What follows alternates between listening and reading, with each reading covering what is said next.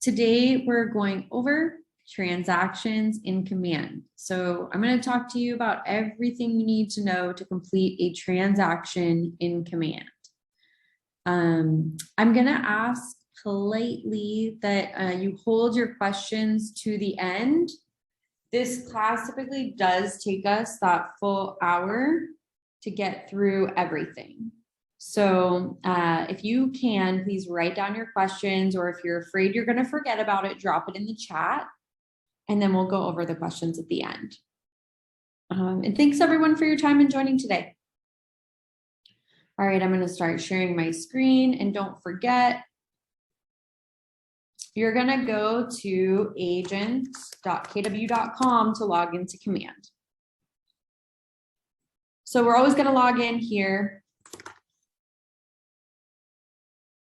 Remember, this is our everything, our CRM. It's what we use to run our business in almost every aspect.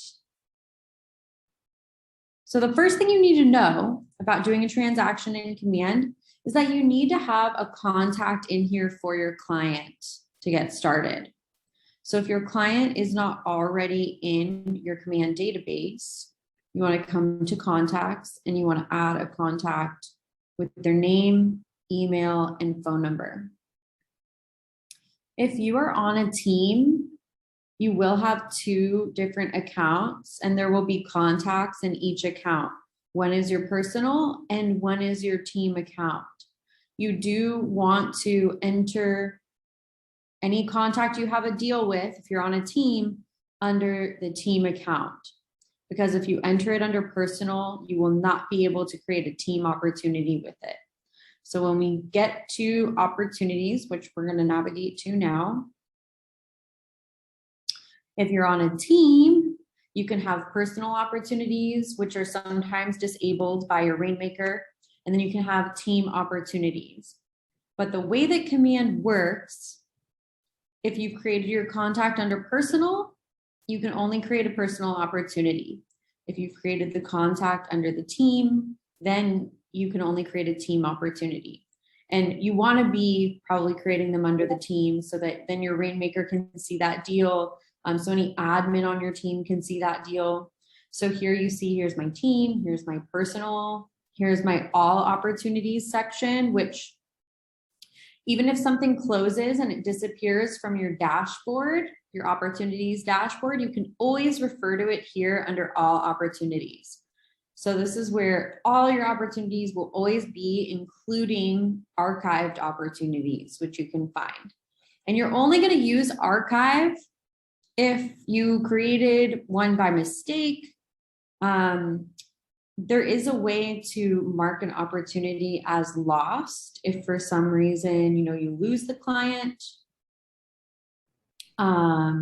So you want to use that lost opportunity button when you can. And you're only going to archive opportunities if you make a mistake on it and have to recreate it. And this is how you would archive this little meatball menu here. So don't archive opportunities that have closed. It's very important. Okay, now we're going to create an opportunity. I'm going to click create opportunity over here. And it defaults to my office and my team. Then I can select the opportunity type, either listing, buyer, landlord, or tenant. And all of these are structured somewhat similarly.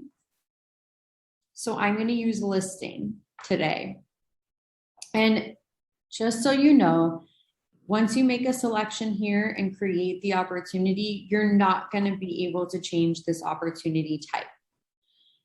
I know it seems straightforward to make the correct selection here, but sometimes we do things really quickly and you accidentally click the wrong thing and then save, right?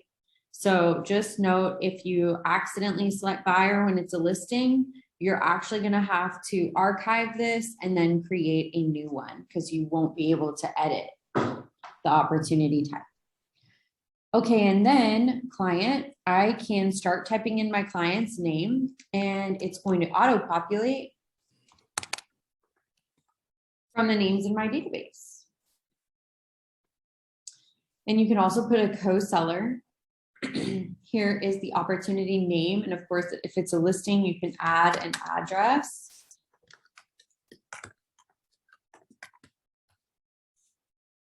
And then tags are for your convenience only. You can use tags for whatever you wish. You see a couple examples here: single family, luxury listing, luxury buyer. I'm using them to keep track of, certain types of transactions. You can use them again for whatever you want. Like maybe you have a BMR. Maybe it is, I don't know, what's another reason you guys might use one of these for? A condo, or it's a TIC. So you can use those if you want to, but you don't have to. Or referral. Yeah, or actually we don't really create these for referrals. You can. But if you receive the deal as a referral, does that make sense? Oh, yeah. Yeah, that makes sense. If you're issuing a referral to another agent. Yeah. Yep. Gotcha. Sorry, I don't know why I have a one-track mind on that. Estimated close date here.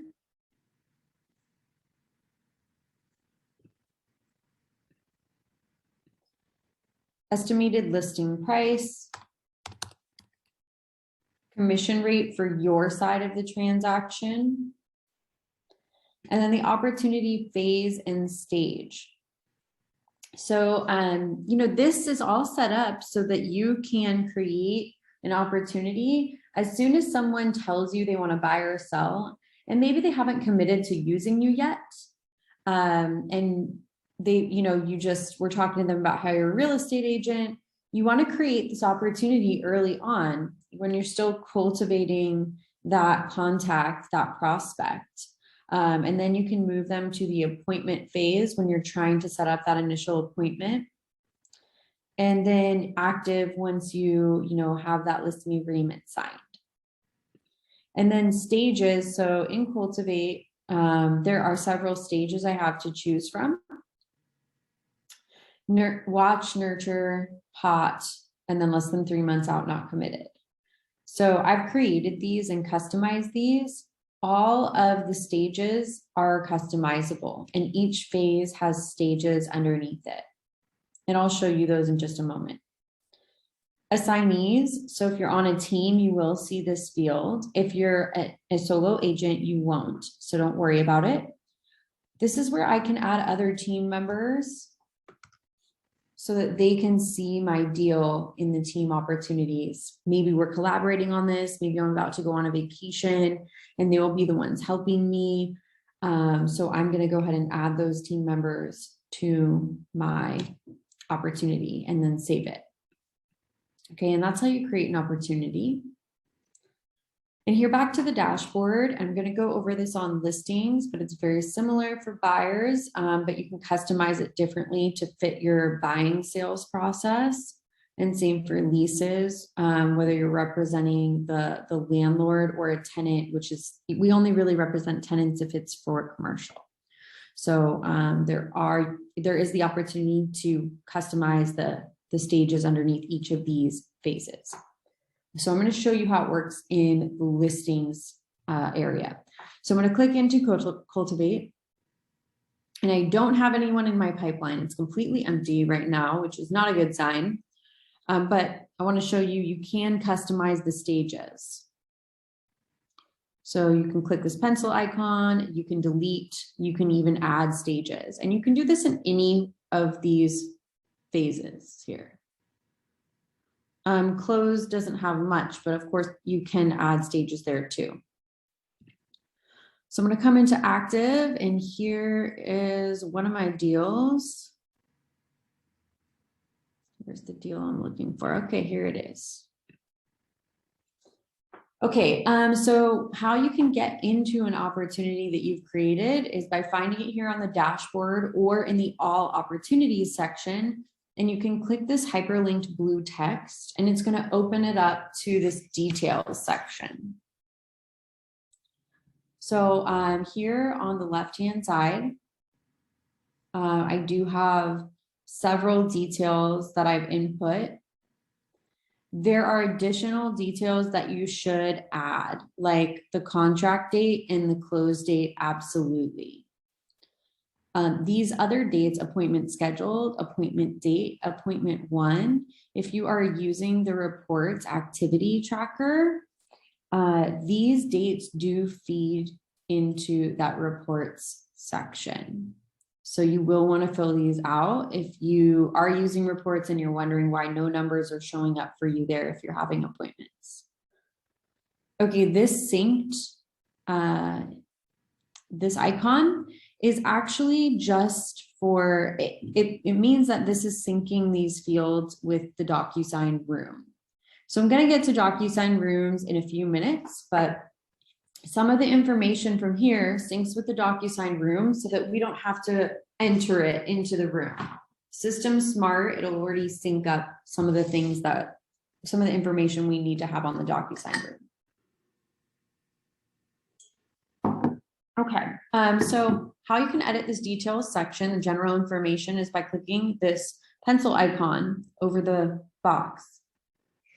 And I can edit the opportunity name and the assignees, custom tags, the contact name, co-seller, opportunity phase, stage, so I can change that here as well. Time frame, months, here's the time frame. And again, these dates aren't required for appointment scheduled, appointment date, agreement one. In fact, there aren't asterisks on any of these, but you really need to have an estimated close date, a contract date, and a close date in here for you and for your administrators. And again, you'll want to have these additional dates if you're using the reporting section of command. Here's the estimated listing price, 1.5 million, my commission rate, and save. So that's how you can edit this details, general information section. On the right-hand side, you do need to enter the property address here in the top right area. So if it's a buyer, you're obviously not going to have that information until an offer is accepted. You can click edit here. Go ahead and type the address into line 1. If there is a unit number, it's not going to allow you to type that into this first box. It's not going to find the address. This cross-references what you type in here with what's on Google, addresses on Google. So you're going to go ahead and find it, and then you can enter a unit number into address line 2, like I've done here already. So you have to have this address filled out. Otherwise, when you get to commissions, you are not going to be able to submit that part. In the seller worksheet, you can fill this in if you want to with additional information. It's going to pull your commission from the general details section. Description, you can only attach 2 contacts to a deal. So if you have more than those 2 contacts actually on this deal needing to sign things, you probably want to add that to this description section here. Just make a note of it and what their names are. I'm sure that would be helpful for your file review person. Okay, and then again, here's that lost opportunity button that you can use if the deal falls through or the client, decides to go with another agent or, decides not to list the property with you after all. Then we're going to do seller profile. This is just going to tell you whether your clients on this deal are registered on the consumer app or your website. There is a guide for buyers and sellers on there. If they check off the steps to buying and selling that are listed in that guide, you could see some of that information here. Most of the time though, especially for listings, people aren't going to use your app because it's to search for homes. So buyers are more likely to have a seller profile or to use your app. Next, we're moving on to that document section here. I'm going to zoom out a little on my page so it's more normal size. Here we go. So documents, this is where we're first going to select right here the checklist we want to use for this transaction. I know I've got several offices here on the call. You're not going to see the same exact options that I have here unless you are in my same exact office account that I'm in. So don't be alarmed if you see other checklists or if the ones on my screen aren't the ones for your area. You should be able to find the appropriate checklist. And right now I'm only seeing listing checklists because it's a listing opportunity. So at this point, it's only going to give me listing checklists. If I had selected buyer at this point, it's only going to give me buyer checklist. If I had selected lease landlord, it will give me, that separate set of checklists for leasing for a landlord. I'm going to go ahead and select residential sales checklist. On the left-hand side, you'll notice there are 3 sections we need to upload documents to. Listed, under contract, and closed. So those 3 sections here.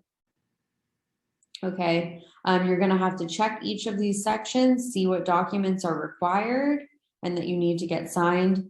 Conditional has this little I button, which should say when it is applicable. Conditional required if, and then give a reason. It says what the document's name is, the type, and then here's where you can upload to. In the top right corner, it's defaulting to Docusign because I have this transaction connected to Docusign, but I can upload from my computer manually or custom folders over here.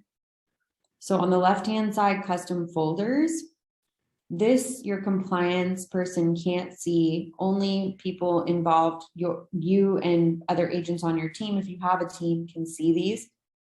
Custom folder could be used for you to upload things that you just want to keep together with this transaction. Like maybe you have some invoices from maybe some gardening that you paid for up front, or if you paid for anything up front or any reports, you could upload those here. And again, this is for items that you might not be submitting to compliance. You might not be connecting with one of these checklist items. If for some reason you want to send a message to your compliance person, there is this add comment button, and you can write them a message by typing in the @ symbol, and then their name should pop up here. You can see there's very few people that pop up. These are the only people that I can message.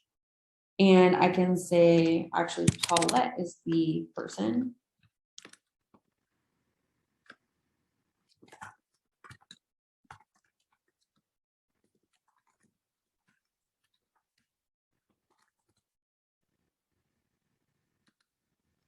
So you can tell them what is not, maybe you don't have a certain thing and maybe there's a specific reason and you want to let them know here. Everything should be signed fully, right? That you can get signed before the close so that we don't get into any legal trouble.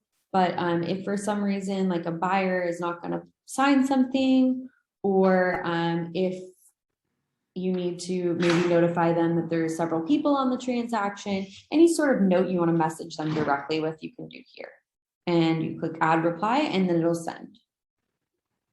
Just like a text message, you can't unsend it. So you can't delete the message after it's sent. It's bye-bye, it's sent, and they're going to receive it. Once I'm finished with uploading all the documents that are required in this listed section, and listings, you should be submitting within 72 hours to the brokerage. I can use this submit to MC button, again, after I've uploaded them. And then they're going to be sent to my compliance person, and she's going to review them. Each document she will either accept or return. Return means there's something missing. And then she's going to put a status on this whole listed section, probably of returned if everything's not complete. So you'll need to go into each of these 3 sections, upload documents, and submit each one to MC using this button and get each section approved. And that's how you'll be able to get cleared to get paid on your transaction. Now you're probably wondering what this button is here, go to transaction. This is going to, if I click it, take me to the Docusign room. If you haven't started a room for the transaction we're in Command, you'll see a different button here. It'll be dark blue and it'll say start transaction. That button will prompt you to sign into Docusign with your special free KW Docusign account. Again, it only works with the special free KW Docusign accounts. And those are all set up for us when we're onboarded. They're set up by Scott Leroy Marketing. So if you're not sure what your login is, go to that email from Scott Leroy Marketing that says Keller Cloud Setup Complete.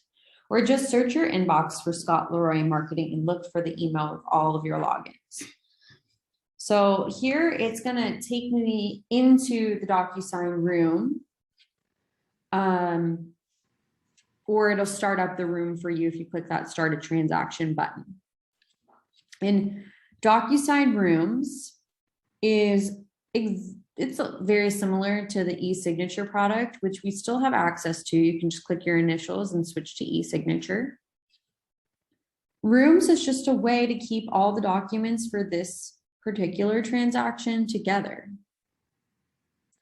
After you initially create the Docusign room, you actually can go to rooms.docusign.com, log in, and you'll see your dashboard here, and you can get into the listing that way, or get into your transaction this way. Okay, and remember when I said some of the information from this details section will sync, and it has that icon synced? It'll actually sync with the details section of the room. So this pulls in a lot of the transactions information, of the listings information. Let's see. And then it's got the seller and then my client info. Listing agent 1, listing agent 2. So it auto-populated that from command. Okay, so back to documents. Again, very similar to e-signature, except it's like a file folder where you can keep all the documents for this transaction. So I've uploaded these 2 items, and then if I want to send them for signing, I can come here to envelopes. And I can create a new envelope just like we do in e-signature, right? But I look at the docs in my room, or I can upload them here, add selected, and then I can send them, add recipient in a message and send them for signing. Once they're signed, they're going to just come back into the Docusign room in the document section, and there will be a green check mark next on them showing that they've been signed and they're completed. So that's how it works. Again, very similar to what we're used to with e-signature. The other thing I want to do is show you how to split a document in here. You click this, you upload your document first, click on the document, and then this little piece of paper symbol. You can click there, and there's this great split tool. There's all these other tools as well, but here's how you use it. Split, you title the first document, pages 1 through 3, add another document, and I can title it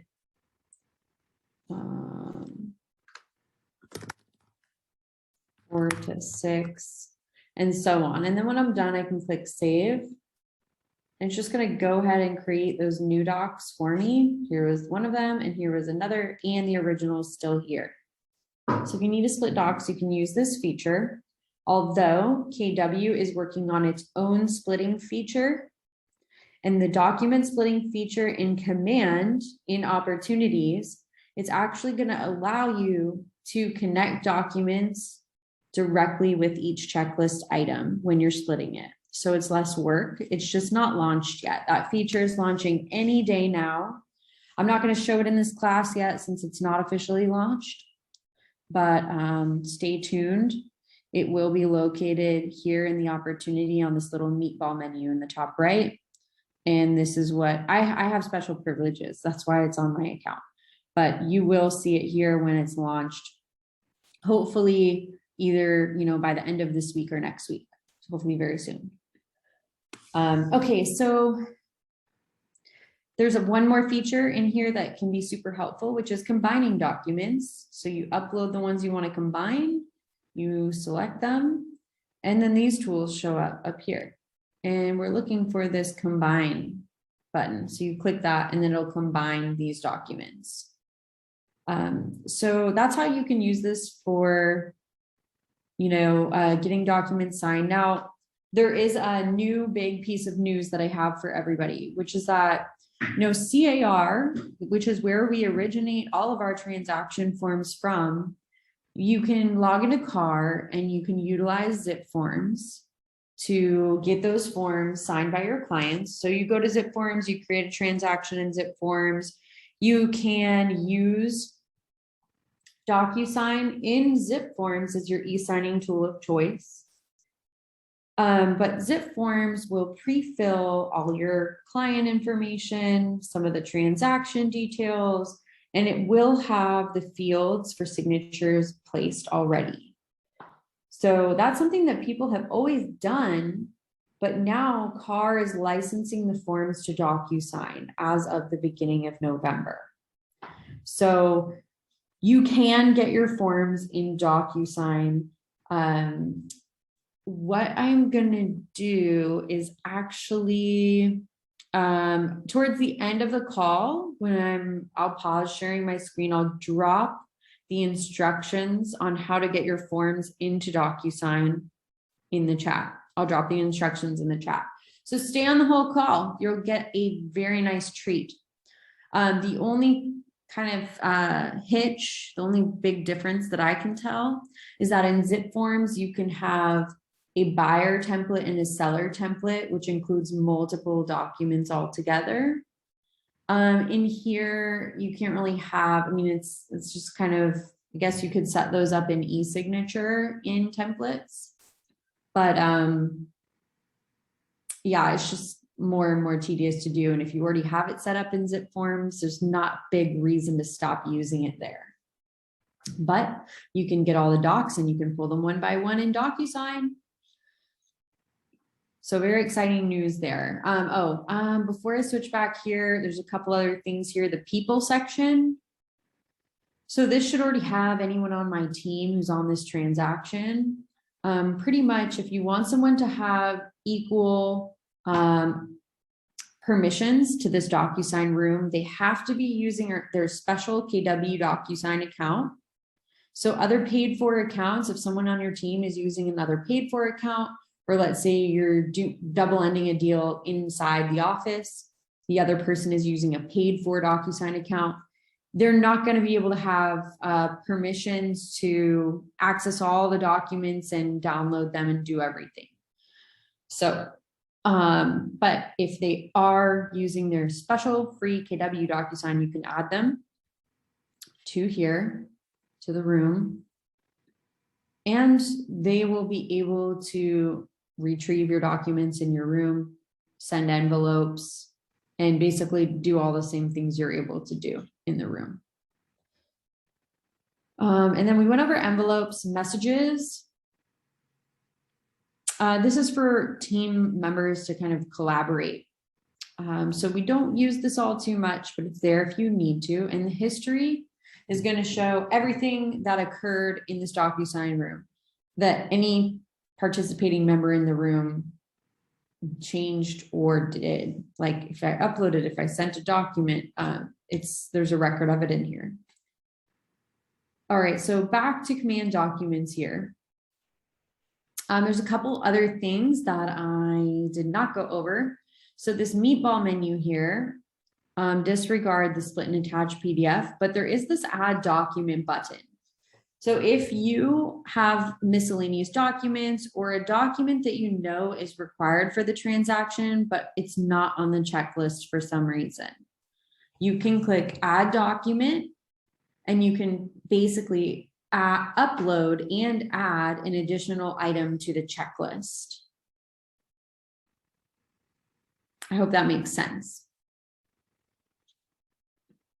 So sometimes addendums, right? Or other miscellaneous docs. And then export documents. This is super helpful if you want to export documents to your client after the deal is closed, so they have a record. I want to protect with credentials, so you want to make sure you do that. So you're going to set a password, export all documents, including all version history. So if a deal falls through, like let's say a buyer cancels, you might have old versions of a certain document, or if you originally uploaded something that was missing signatures and you had to replace it, that might be an old version, the version that was returned. So active documents, you can select, this is just showing which sections I have documents in right now. And then send documents directly to clients. Here's their email where you want to enter it. But of course you have to do the credentials first. You can also enter your email in here too.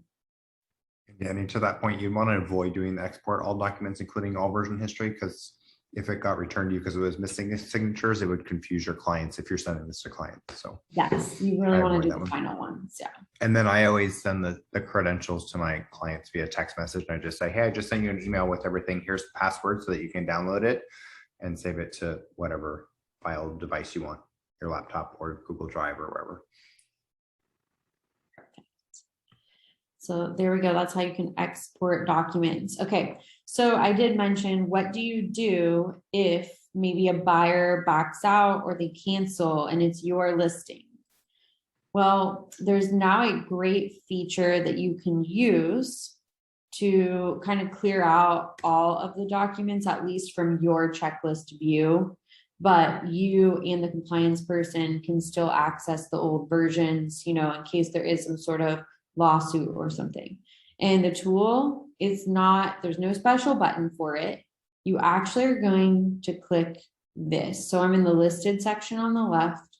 I'm going to click here and it says add version. I've already done a second version because I've used this to do another demo, but you're just going to have the original listed. So you're going to create a version and you're going to name it.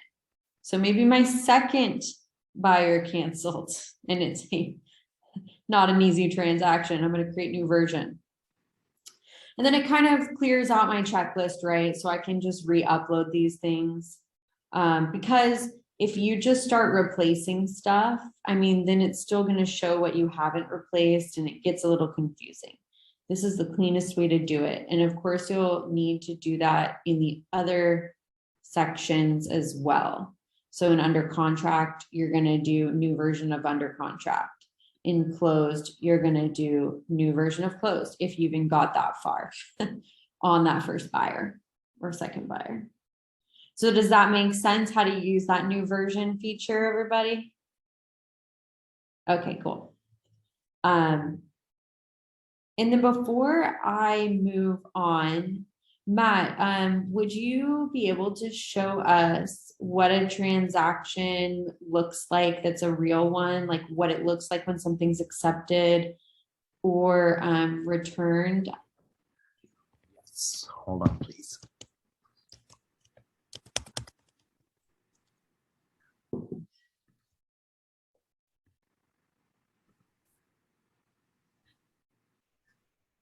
Oh, first my command just logged me out, so I gotta log back in. Okay, we'll give you a minute. So I'm going to jump in with a question while he's doing that. Great. I was just going to say, since he's doing that, we can take a question. Do all the KW transaction coordinators have to use this? Yes. Okay. And so Alternative. they typically start filling it out themselves. I think that's been my experience. So they should be checking to see if your contact is already in there. But so you should know the process, right? So that you can direct them also. So if you've already been using opportunities to keep track of your hot leads, you can mention to them, the opportunity is already created, it just needs to be moved into under escrow and the file needs to be started. But because that way they'll skip over adding a contact and creating the opportunity, right? Instead of going back and checking. So you want to make sure that they know that process, and they should, right? You can hand them this video. But yeah, communication's key. All right, and Okay, then, so right, go ahead, Matt, if you're ready. ask your question, it's fine. Okay, so my other question was back to the cross feeding between all the Docusign stuff. So I use eSign, right, all the time, e-signature, and it goes into the Docusign file folder, right? I can have all my stuff right there in Docusign. So, but you're saying if I use command in the rooms, does it then also cross filter to the Docusign file? So are you saying that when you use zip forms and you use Docusign as your e-signing tool of choice, it's saving a copy in your Docusign account? I'm a little unclear. I think it does. I think it does. I don't use it, but it always says, go to your Docusign account to check your file. I don't do it, but I know I have a Docusign account that has all those files. So it's just dumping those into your general account, and it's not organizing them into the room. And I'm under the impression that there isn't, because you're doing the work through zip forms, there's not a way to connect that back to the room. If you are using that free special KW Docusign account and you log into e-signature and you see the completed items in there, if you have a room created, you theoretically could move them into the room, but they're not gonna, there's not a way to organize them on the front end automatically. Okay, so conversely, if I use this system command with the room, will it populate directly into Docusign also? Like you said, not in an organized fashion, but will it list everything in my Docusign account?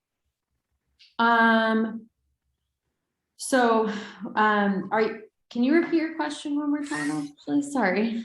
So if I use command and I use this system in command, right, Docusign system, and I have my room set up, will it also cross-pollinate with my Docusign folder for my, if you will, my regular Docusign account? I think the answer is yes, of course, but I just want to hear you say it.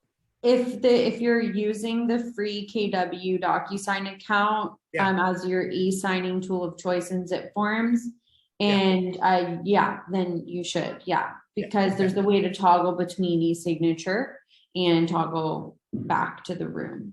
Yeah. Okay. Thanks. So they're all cross-pollinated. It's just in rooms, it's more organized. Yeah. Okay. Thanks. Yeah, and there is a way you can sync a zip form transaction with a room, but at that point, you're really just trying to avoid downloading something to your computer, because those ones aren't pre-filled. It's just for after they're signed. So it's a bit pointless at that point. But if you want to have, let's say you're finished, you've got everything signed in zip forms, you just want to save a copy in the room, you can connect the room to that transaction in zip forms. Which you want to show how to do that real quick, Matt, since you have it open?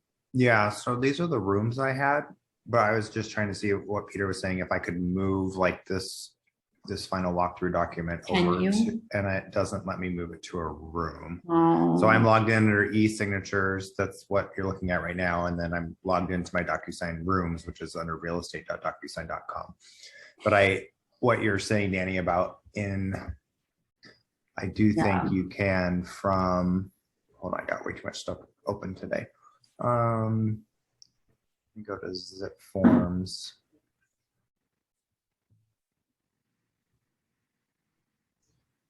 And Paul, Peter, what I do is I just, I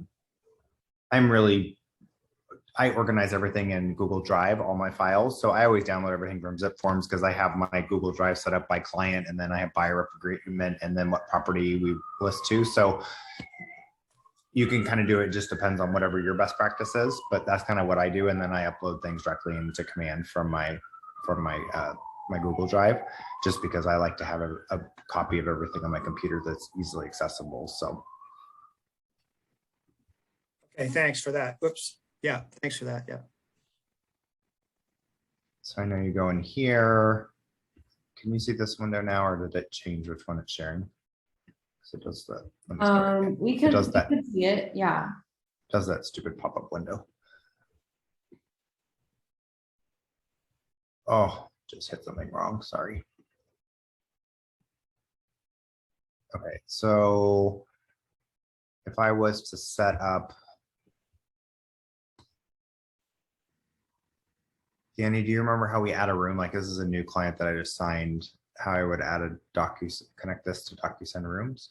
Yeah, you, well, did you create it here already? Is it created? Yeah, it is. Okay, so go back to DocuSign. Okay. Which you can't Now see, you hold on. can't see, by the way. I know, it's a stupid pop-up. Okay, back to Docusign Rooms. Yeah, and then go into the room you want to connect.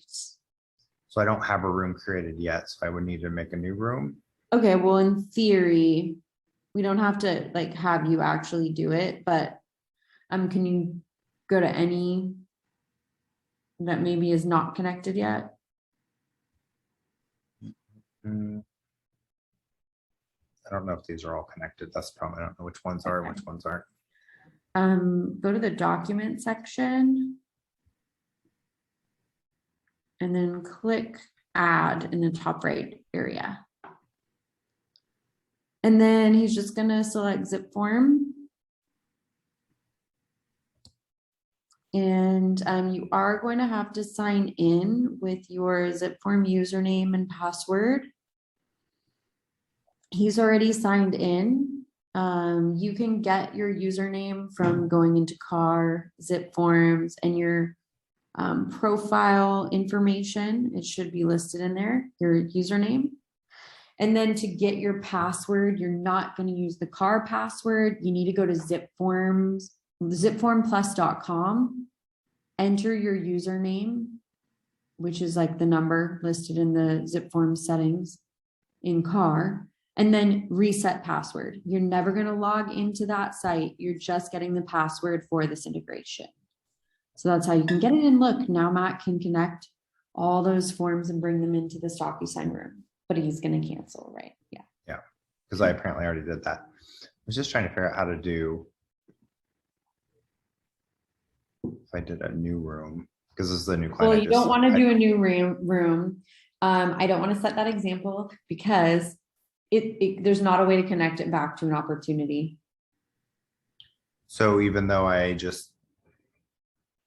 if you create a new room, instead of creating the room by clicking start transaction in the opportunity, there's not a way to connect it back. Gotcha. But how would I start transaction? So in here, if I was under opportunity,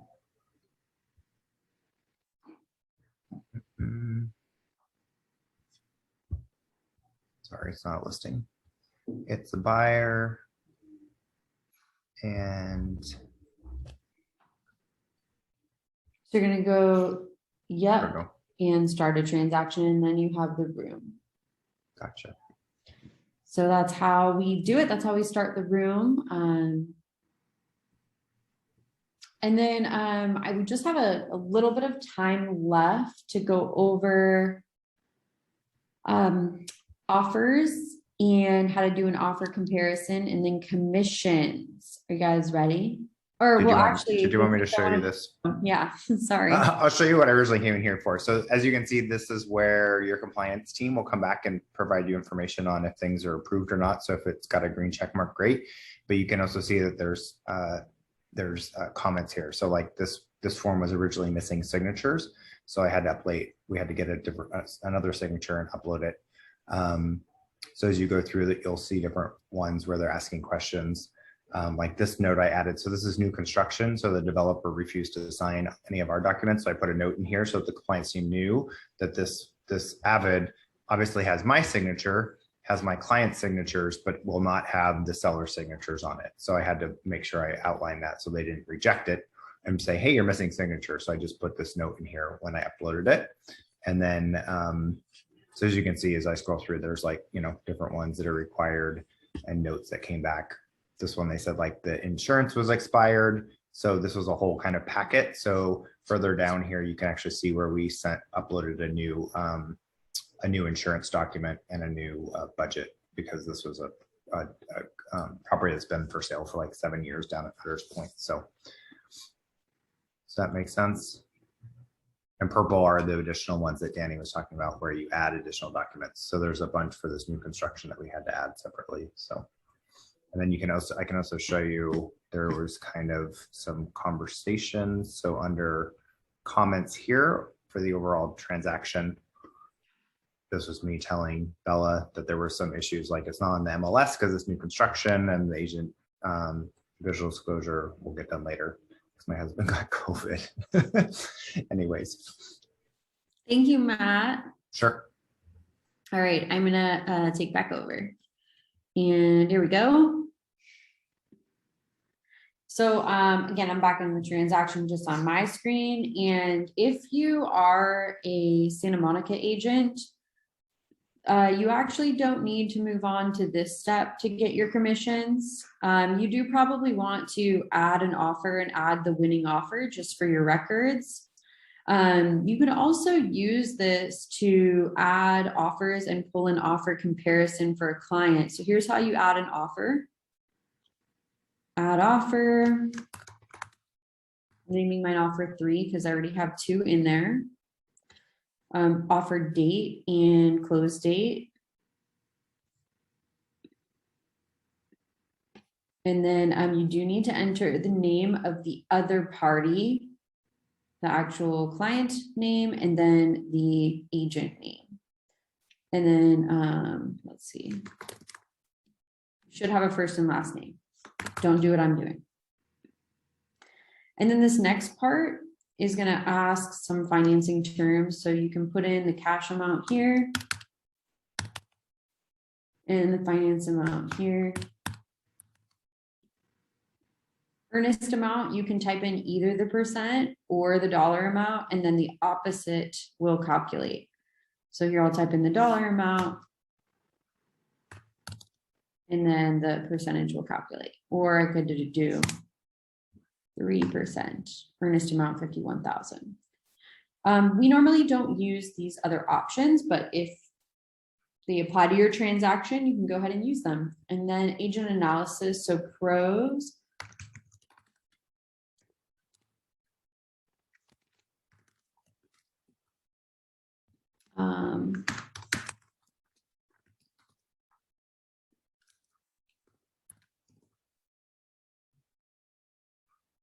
So you can write your comments here, and those will show up in the offer comparison. So again, at least do the winning offer for your records, and so that your tracking numbers through command are correct. And to do the offer comparison, you can enter these multiple offers in that fashion, select them all at the top or just the ones you want to compare. And then in the top right, compare offers. And it's going to put everything side by side for you. So you can see that the last offer, Sally, was the highest offer. But it is going to take a tiny bit longer to close than the other offer that's just behind. So you can also see your notes here too. And you can download that as a PDF and send to your client. Here's how the PDF looks. So kind of a great tool. I know a lot of agents that will do this, right? And you don't have to select all. You can select just the ones that you want on the comparison. Okay, and then for commissions, if you are with the Santa Monica office, you use green sheets. And I'm actually going to real quick pull up the instructions and drop it into the chat for you if you are a Santa Monica agent.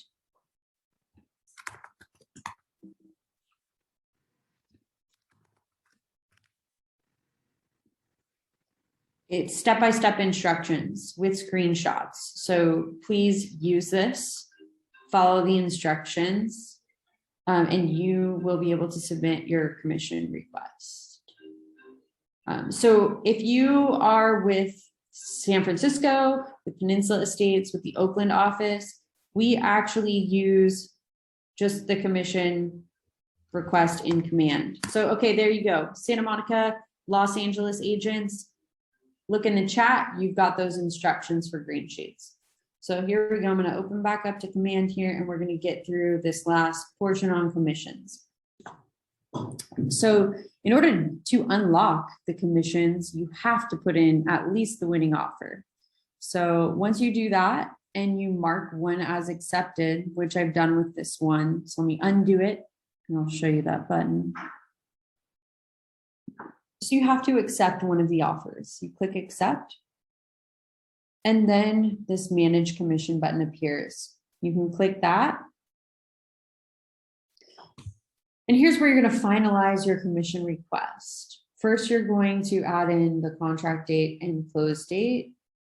It already pulled the close date and the contract date. Let's see, that's today. Save changes. All good there. And it's going to default to a single agent on the deal, even if you're on a team. That's just how it works. And it's going to automatically take out your associate royalty and the company commission. You can see it's taking out 30%. You can see my royalty, it's taking out at 6%. These graphs say 0 on the right, or these little wheels. However, the yellow represents how much I'm contributing on this transaction. So on this transaction, I will cap on my royalty. On this transaction, I will be almost halfway on my regular cap paid in. And here's how much I'm paying. And then there's a summary in the top right corner. So that's how this works in the basic sense. So those things you can't change, your royalty and your company commission. If you notice these are wrong, you can add a note here, because there's no way for you to change those at this point. And this note will go to the person who is creating the demand, and they can make manual changes. So if you need to add in additional deductions, you can click here to edit agent payment. And you can add in at the bottom, sorry, I went through that kind of quickly, extra payment options, referrals, bonuses, deductions, concessions. You can also put donations in here too. I actually have mine auto-filling donations. You can click add item. And let's see, it's a deduction. And let's say it's a $450 transaction coordinator fee. You're going to put your TC's name in here, who's going to get paid.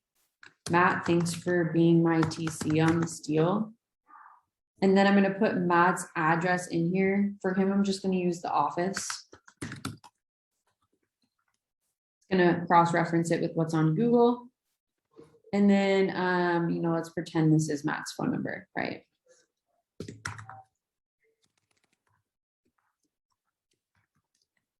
And then let's pretend that's Matt's email. And then I'm going to add the deduction. You also need to add a deduction for broker resource law group. So here's deduction again. Amount is $129. BRLG. Broker resource law group. And our office will make sure the correct address gets in here. So you can use the office address here instead of looking it up. And you can just put your own phone number in here. Again, our office will go ahead and make sure that's filled in correctly. So there we go. And let's say I'm splitting this deal with another agent on the team and I need to add her in. Or if they're not on my team and they're another agent in the company, you're going to do it this same way. When I click add another agent, it's going to allow me to select any other agents within my office to split this deal with. So, if Matt were not on the same team and I'm splitting the deal with you, I can put Matt's name in here. Actually, I'm in the Peninsula office, so you're not in here. I'm gonna use Peter. Peter, gonna give you 20%. All right, so I'm not gonna give Peter any units off this transaction, sorry, Peter, but I am going to use this to calculate out the commission. So I'm gonna type in 0.2 units. I'm gonna click calculate commission, so it calculates 20% of the deal. Then I'm gonna come back and zero this out. That's the lazy way. Otherwise, you're gonna need to take your calculator and you're gonna need to calculate out the 20%. Hope that makes sense. And then I'm not having Peter pay any deductions, so I'm gonna save changes here. Now I need to reduce my commission because it did not automatically do that. So I'm gonna type in 0.8 again, the lazy way, so I don't have to take out my calculator. I'm gonna click calculate commission, so it reduces my commission by 20%. And then I'm gonna make this 1 unit again, because I'm getting the whole unit. Then save changes at the bottom. And then you're going to finalize the summary and submit. If anything does not balance out, it actually won't submit and it'll have an error message right here with a little triangle and an exclamation point letting you know what's wrong, what's not balancing out. Okay, so you need to fix that before you're able to proceed. And that is everything. And Danny, I Now- think that Right. if you scroll down on commission, the breakdown, I think the percentage, so the percentage once you actually pay out, so if you did a deal last month, that would move in blue, meaning that your cap and your royalty fee had gone up. But I know if you have 2 deals that are closing like at the same time, the system doesn't know which one's going to close first. So you might have to work with I'm assuming with the MCA, just to make sure the numbers work out on the back end. Yeah, Especially if you're just at the point where you've already done a few deals, so you're coming up on your cap. So just keep that in mind. If things look funky, to reach out to your MCA on those. even so, I just don't think there's anything they can do to override anything in here, but they can do it on the back end. Correct. They can't fix it in command, but they fix it. Yeah. To Yeah. make sure your commission, your demand is right. So Yeah, so they can change it on the actual demand, but they won't be able to change anything in here.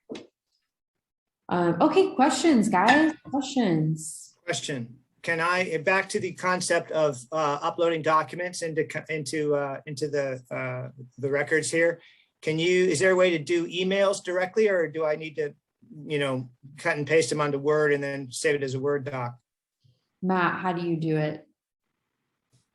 I'm unclear on the question. What was it again, Peter? Sorry, What do you saving emails into a transaction, using command as my record of transactions. Is there an easy way to get emails into there? Say a dozen emails, maybe? He's saying the email correspondences that are required in the closing section. Oh, gotcha. There are a couple programs out there. I tried downloading one for one of my last transactions and I had more than 60 emails. And so then it aired out on me. So there are ways to do that, or you can go the old fashioned way and just PDF each one and then attach them separately or combine them into it. So I don't know, Okay. Danny, have you heard of any other? I have not found a good solution to doing that process.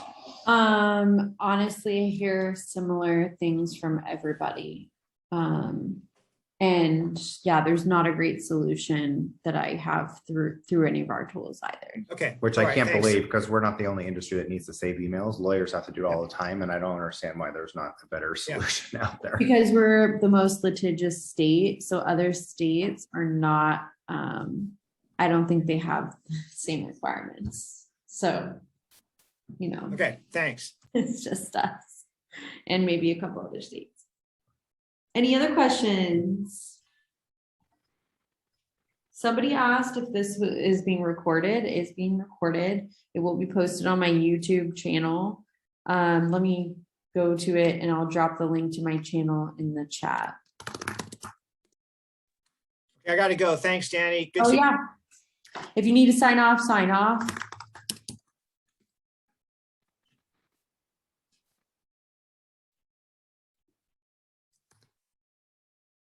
And here it's in the chat. Here we go. So my YouTube channel is in the chat. I will be posting this video shortly here.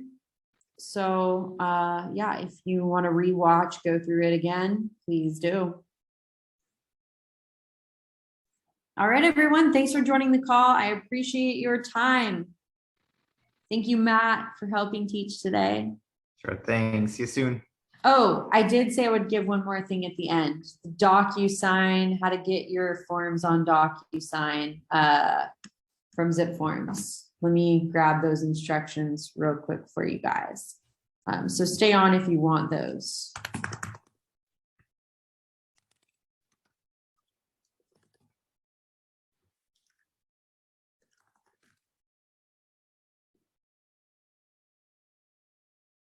Okay.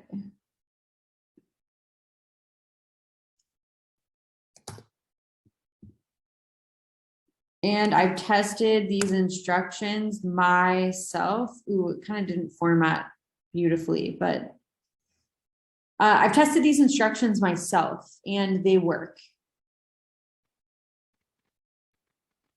So if you go through these instructions and you're not seeing something that you think you should be seeing, go back. You did something wrong. And yes, I did do something wrong and I did get a little bit stuck, but yeah, just make sure you follow these instructions exactly and you should be good to go.